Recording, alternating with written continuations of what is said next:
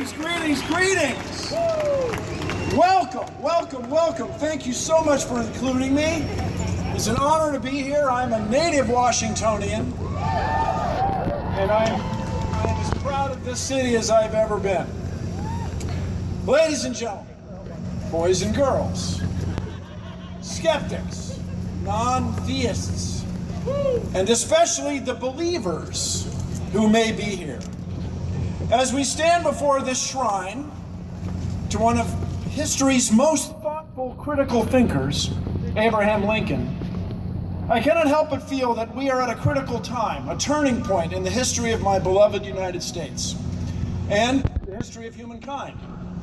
Our ability to reason has helped us provide clean water, reliable electricity, and access to an electronic information infrastructure to a large fraction of the people who live in the developed world. Critical thinking, reason, and science got us here. And these traditions will help us bring these technical advantages to everyone on Earth, and dare I say it, change the world.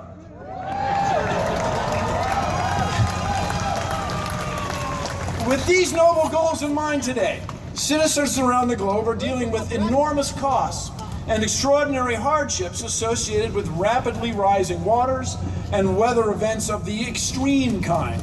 We have floods in Texas, terrifying windstorms in the central United States, flooding in southern Germany and France, the River Seine in Paris, the very city that hosted the most recent conference of the party's climate summit. There were 193 parties in attendance, all hoping to work together to resolve this global scale problem of atmospheric and oceanic warming, climate change, that has been heretofore largely ignored by most of us in the United States.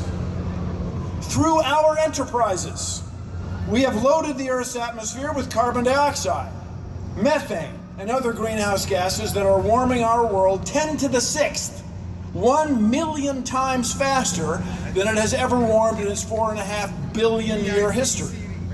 Humankind has brought this on. Humankind must address it. But today, our efforts have barely begun. As an engineer and citizen of the United States, I cannot help but wonder why this is. Why is this country, which for over a century was the world leader in science, engineering, and innovation, not the world's leader in the renewable energy technologies and especially the carbon curtailing policies that we must create and put in place as soon as we can? More people can come and do the exact same thing. Right on, and thank you. Apparently, a handful of climate change deniers has managed to hoodwink us, to lead us to believe that there is some doubt among the overwhelming majority of scientists about the seriousness and consequences of global climate change. Even as our rivers overflow their banks, without thinking much about it, we allow climate deniers to equate routine scientific uncertainty, plus or minus 2%, let's say, with doubt about all the observable global changes altogether. That would be the equivalent of plus or minus 100%. Now, when I express the situation this way, everybody agrees that 100 is somewhat larger than 2. And we all can see that the deniers are obviously wrong or very much misled. The deniers often suggest that there is a worldwide conspiracy of scientists out to drive coal miners out of work. A conspiracy. Really? Of 30,000 scientists? Have you ever hung out with these people? That is simply not reasonable. Yet a large fraction of us has gone along with deniers, hardly questioning their inane argument and obstructionist policy proposals. Furthermore, climate denial is generational. Very few young people embrace these silly ideas. But what about the future? The kids? I'm not kidding. We cannot let them down. Now, things change. The world changes. My grandfather went into World War I on a horse. He was, by all accounts, a skilled horseman. He rode around trenches, in the dark, and under enemy fire. But very few soldiers today need that particular skill. Today, the tasks and jobs needed to conduct a war have changed. In analogous fashion, a great many jobs will change. People in the extraction industries, those who mine coal or drill for oil and gas today, will one day soon be doing something else in the energy sector. Welding wind turbine masts, manufacturing photovoltaic systems, or connecting neighbors to the internet. We can do this, everyone. We can change the world.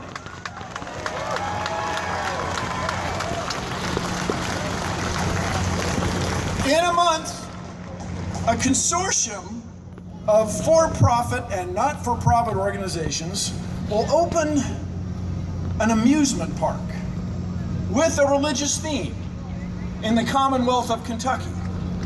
You may have heard about their activities. The Answers in Genesis ministry preaches that the discovery of evolution was and is somehow not real. And more urgently, they insist that our world is not warming. They promote this fiction among their followers that we have nothing to worry about. To work at their Creation Museum or at their soon-to-open Ark Encounter Bible literal theme park, you have to testify to your faith in their faith. That might seem like a violation of the First Amendment, which, by the way, you can read for yourself. The original text is just a few blocks from here in the east at the National Archives. And to finance these attractions, the organization apparently relies on a consortium of legal entities. The Answers in Genesis Consortium claims religious affiliation when it comes to discrimination in hiring. It relies on Crosswater Canyon Incorporated, a not-for-profit entity they claim will attract tourists to the area and thereby be entitled to tax breaks and virtually free real estate from Kentucky and her taxpayers. While the entities of the consortium have passed legal tests in Kentucky, they did so because the governor, the tourism cabinet members, and a key judge are all believers. They accept that their religion is not separated from their state or commonwealth, as it would be under other circumstances. Now I'll give Kentuckians a critical thinker's example. Imagine if the consortium were about to open something like the mosque kiosk, an amusement park or tourist attraction designed to promote the Muslim faith. Such a project would be quashed at once by the very same officials who are enabling these biblical businesses to thrive. To those of us here at the Reason Rally doing our best to be reasonable, this would otherwise be a charming, if silly, bit of Americana. Something foreigners would shake their heads at. Something people in Kentucky universities and colleges in the surrounding area would apologize for continually. And that would be about that. However, there is something very much more at stake here. The future. I'm talking about the kids.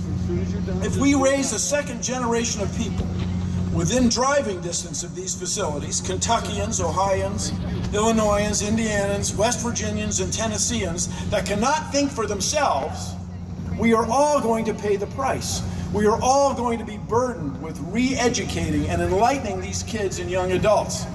And just think about the economy in those areas. The workers in these nearby communities will not have been brought up with the philosophical traditions, the process of science and reason that help us all understand the world. I am certain the kids will not grow up with the tradition of innovation we and others expect from our citizens who create search engines, smartphones, and electric sport cars. I say this because along with this consortium's weird lack of understanding of biology, geology, and astronomy, this consortium promotes the idea that the world is not warming, that a deity will ensure that everything is fine, despite the overwhelming, astonishing, and very troubling evidence to the contrary. So while it is a good feeling to be among like-minded people here at this rally, there are troubles ahead unless we act this year. I claim, and I encourage you all as good skeptics, to please evaluate my claim for yourself. But I claim that this year is a turning point for us humans. If we stumble forward and elect a climate change denier to be the United States president, along with a cohort of deniers in other government roles, the entire world is headed for big global warming climate change trouble. If we delay another 4, or worse yet, 8 years, it will be difficult indeed for millions of us to ever achieve a quality of life that you and I have come to expect in the 21st century. And by the 22nd century, virtually all of humankind could be suffering deeply.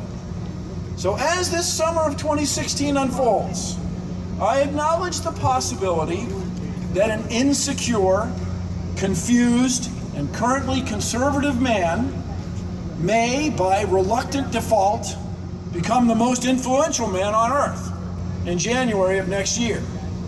If this happens, I'm sure a strong majority of us, conservative and progressive alike, would be very, very concerned for our future. So, what would we do?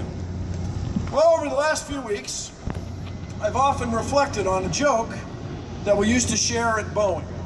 I used to work at Boeing on 747s. Don't worry, I was very well supervised. And the joke went like this. It was about the fictional B-3 bomber. The B-3 bomber has one pilot and a pit bull. The pilot is there to watch the instruments, and the dog is there to make sure that pilot doesn't touch anything.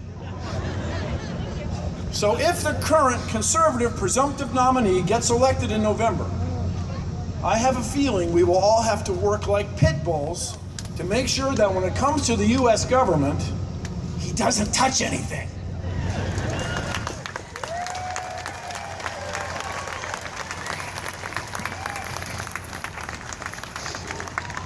So everyone, I say this often enough. You have to vote. For those of you who don't want to participate, who are cynical about voting, who feel that our choices are not good enough for you and your vote, would you please just sit down and shut up and let the rest of us who want to participate, who want to influence the future, get out there and vote. Everybody this year, no matter what happens, please take the environment and climate into account when you vote. Now, with all this, I acknowledge that we here at this gathering are in the minority, a small minority. Although the fraction of our society that embraces reason over unreasonable claims, that embraces critical thinking over baseless anecdote, and science over anti-science, we are growing. But we must keep in mind that we are a minority, underdogs in the fight for reason. When my grandfather was a young man, there was no national airport. And by the way, I hope that someday soon we have renewable energy for those aircraft, either from oil-based products made from plants or from maybe hydrogen turbines made from water. I see some young people here. I want you to get on that and change the world. And if you pull it off, there's a very good chance not only will you have changed the world, but you'll get rich. So get out there. That's okay. Now, when my grandfather was a young I have man, to ask you to leave, though. there were fewer than 1.5 billion people on Earth. When I was a kid, there were fewer than 3 billion. As I stand here before you today, there are 7.3 billion. And the overwhelming majority of these, 6 billion at least, 4 times the number of people that were in the world when my grandfather was a kid, are deeply religious. But it is no trouble to find common ground, everyone. When the environment of the earth is at stake, we can all work together. The Pope's recent encyclical stands out as a common sense assessment of our planet and its future. And as I often say, if you like to worry about things, you are living at a great time.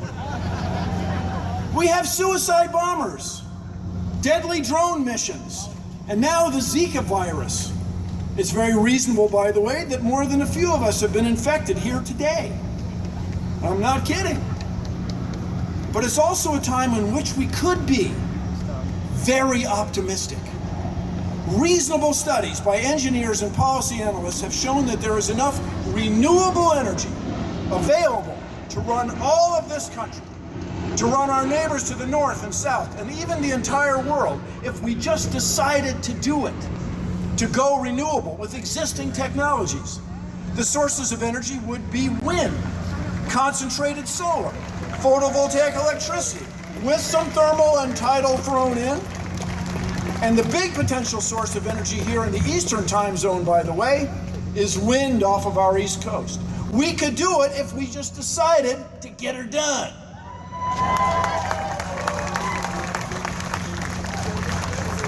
And for those of you who may be very skeptical of this claim, I give you this critically thought through example.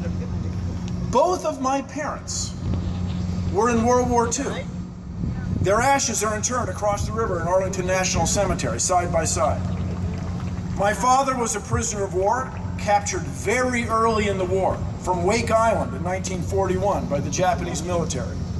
My mother, who was very good at puzzles, I'll give you that, was recruited to work on the notorious Enigma code. I had nothing to do with it. They were both part of what came to be called the Greatest Generation.